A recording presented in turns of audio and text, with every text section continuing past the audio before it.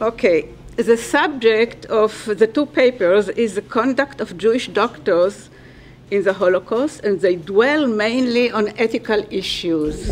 Both papers reveal a variety of historical circumstances and supply a wealth of information. Miriam Offer tries to categorize the dilemmas faced by the doctors and their choices of action. She leaves for us, although she mentioned something in her conclusion, but generally she leaves for us as a matter of judgment. Hannah van den Ende deals with the various actions taken by doctors to encounter challenges that exceed the realm of curing the sick and wounded. It is most welcome that each of these papers concentrates on one arena, and both are penetrating into specific group of doctors, thus engaging in universal ethical issues within a given defined framework, avoiding the trigger to generalize on the conduct of Jewish doctors in general in the Holocaust. However, while the paper on Warsaw Ghetto is focusing on a defined situation in time, space, and circumstances, the paper on the Netherlands encompasses a long period with changing situations and locations. Holocaust, of course, is a wide concept encompassing different situations, settings, and timings. And the studies presented here, while specifying,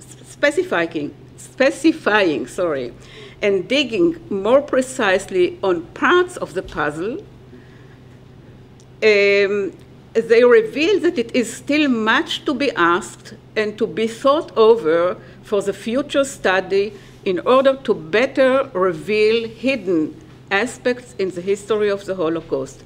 And actually, this is what I was asked by the organizer and directed by the concept of this workshop, is to try and to sketch, or at least suggest, directions for future research.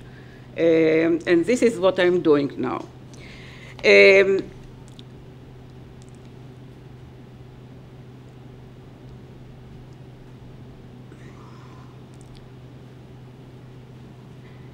In order to better reveal hidden aspects in the history of the Holocaust, I will focus on a few issues.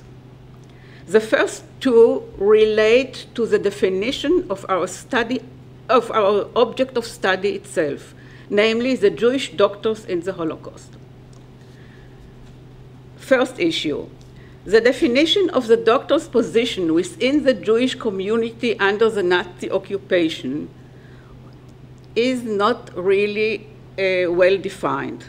What distinguishes them from any other community servants and leaders, such as teachers or social workers? Why do we expect them ex post to behave differently when facing the choice between saving themselves by escaping or sacrificing their lives by staying behind? Why do we expect them to behave differently when facing the choice between giving preferential treatment to their family members or to another small group of sick people? This is exactly the dilemma that faced, for example, Rudolf Kastner in the organizing the train, well known.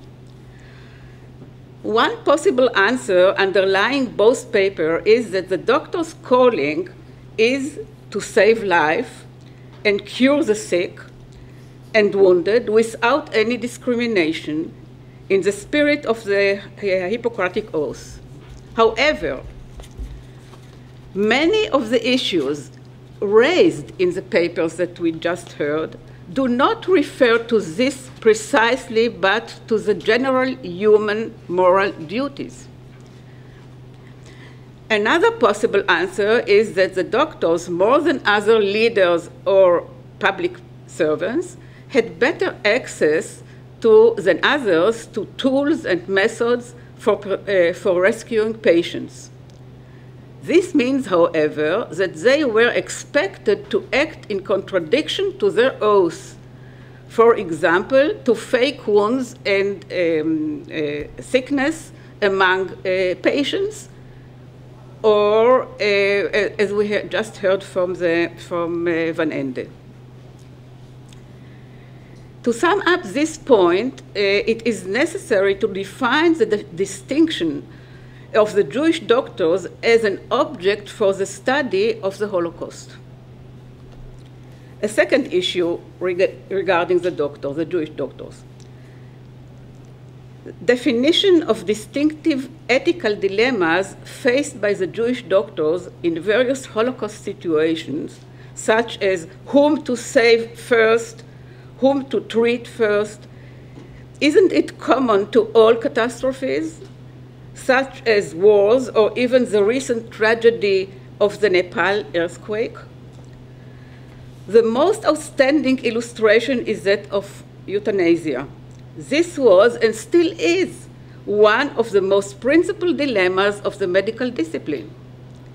What makes these dilemmas in the context of the Holocaust unique beyond its horrific dimensions?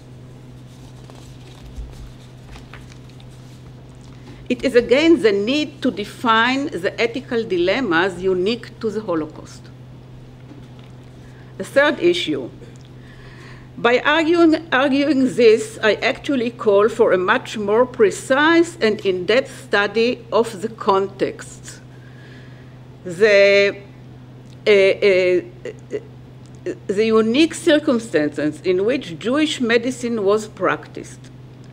This means, indeed, to disassemble the general title Holocaust to the great variety in places, times, and partly both studies have already taken this direction, but not to its full completion. In my view, a most deserved issue for the study is that of the German Nazi medical policy as a context for dealing with the challenges and constraints faced by the practicing of Jewish medicine.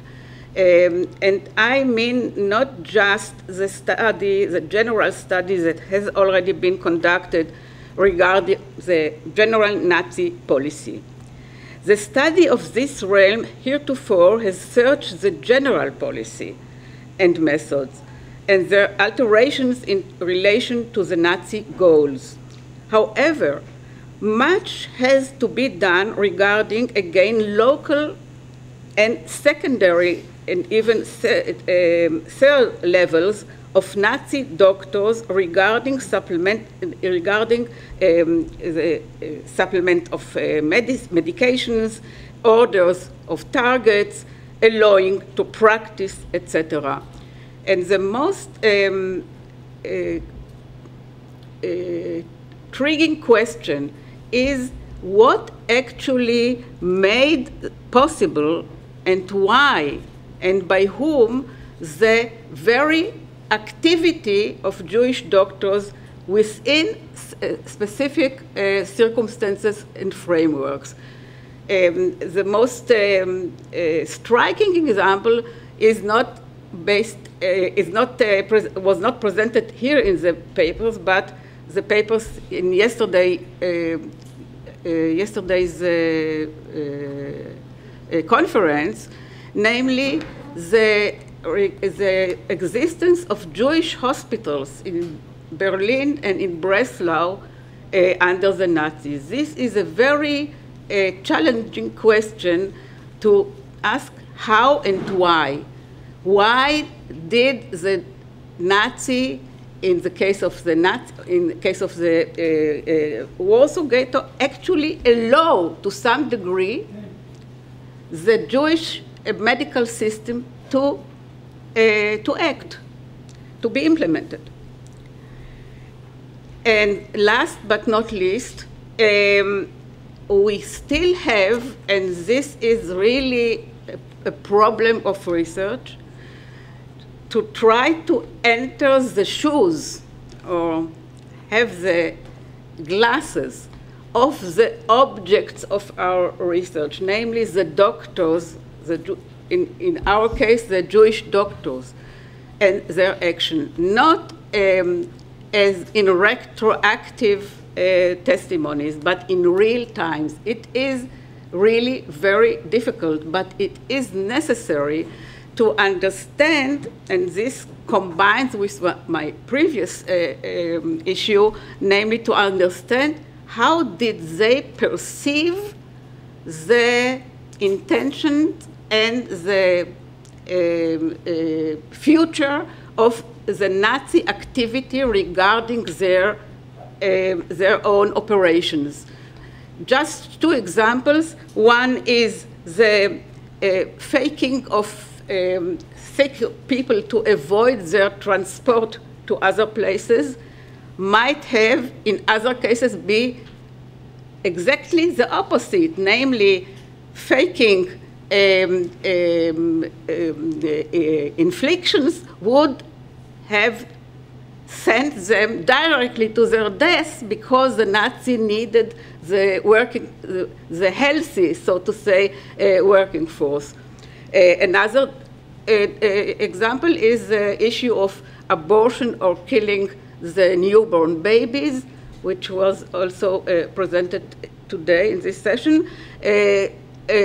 This was a matter that actually is an extension of a dilemma faced by doctors every day, namely whom to face to save first. Who is more important, the mother or the fetus or the newborn baby?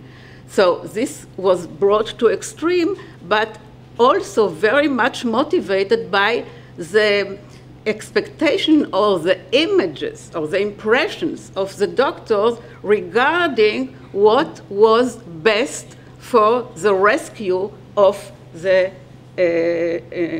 mothers or of the children. Thank you.